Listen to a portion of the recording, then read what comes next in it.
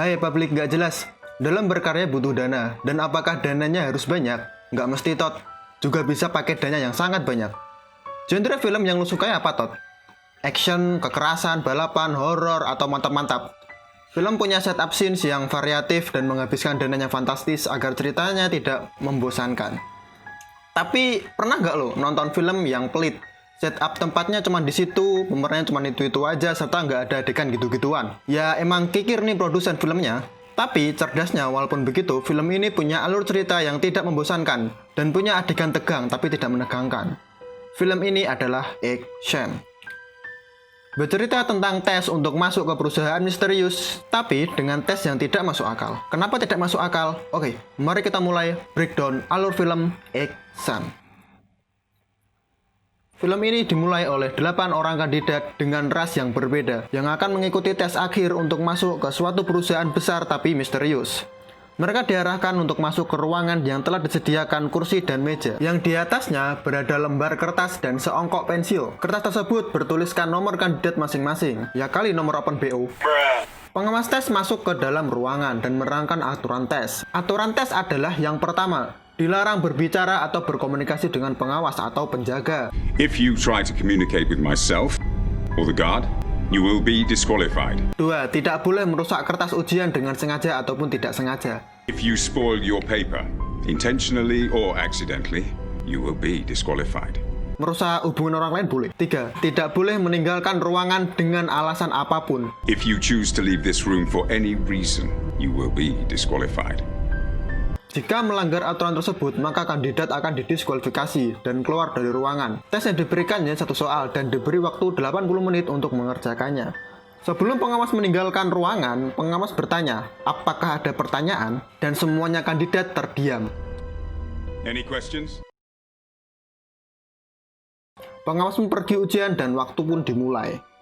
Semua kandidat membuka aib masing-masing, maksudnya membuka kertas masing-masing, dan mereka bingung, tidak ada pertanyaan ataupun tulisan selain tulisan kandidat dan nomor kandidatnya. Setelah sekian lama, mereka bingung dan gabut. Salah satu kandidat dari Cina menulis sesuatu ke kertas tersebut, tetapi malah dia didiskualifikasi karena dianggap merusak kertas, dan dia keluar dari ruangan tersebut. Semua kandidat tambah bingung, panik, stres, gangguan kehamilan, dan janin. Kandidat lain mencoba berbicara dengan salah satu kandidat lainnya, dan mereka sadar bahwa hal itu diperbolehkan. Dari sinilah masalah terbesar muncul. Can't speak to each other. 6 kandidat mulai berdiskusi. Kenapa cuma 6 padahal kandidat yang tersisa adalah 7? Ya, karena satu kandidat tidak berbicara sama sekali dan merasa bodoh amat. Salah satu kandidat menamakan tiap-tiap kandidat berdasarkan ras dan ciri-ciri fisik. Muncullah pernamaan, yaitu White si pemberi nama, Dark, Brown, Blonde, Black, Brunette, dan Sinolab tadi yang dijuluki oleh Div, yang berarti tuli. White dengan sok taunya memimpin diskusi, dan mereka para kandidat melakukan eksperimen dengan menerawang kertas setelah memecahkan lampu sehingga lampu darurat pun menyala, tapi gagal. Tiba-tiba Div mengumpulkan pecahan kaca dan ia berkata untuk melihat lebih jelas. To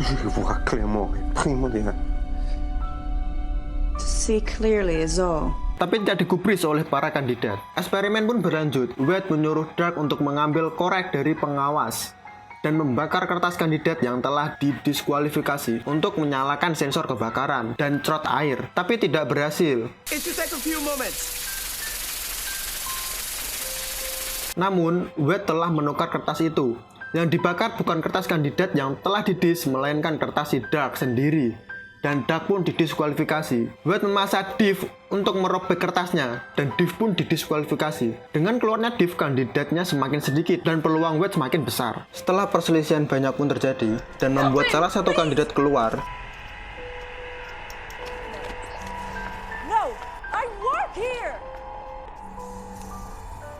White berinisiatif mengambil pistol sang penjaga.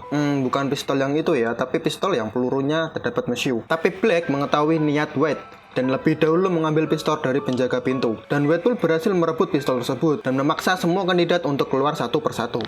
Pertama keluar adalah Brown, lalu Blonde. Tapi saat Blonde hampir keluar, Blonde mematikan lampu yang bisa dimatikan dengan sensor suara.